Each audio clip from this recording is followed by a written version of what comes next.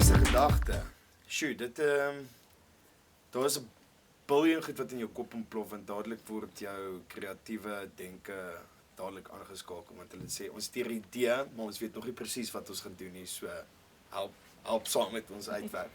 En ja, ek het letterlik my eerste vergadering saam met Daniël gehad die dag en ja, al hierdie wonderlike goeters van al my ou kampherinneringe wat teruggekom het natuurlik van mense wat langs mekaar kamp en hoe jy op die einde van die dag wegstap as 'n familie en ook nou weer die risie wat gebeur tussen dit en toe dog ek dit sal 'n goeie teenpool wees om te gebruik om tussen twee karakters te laat afspeel.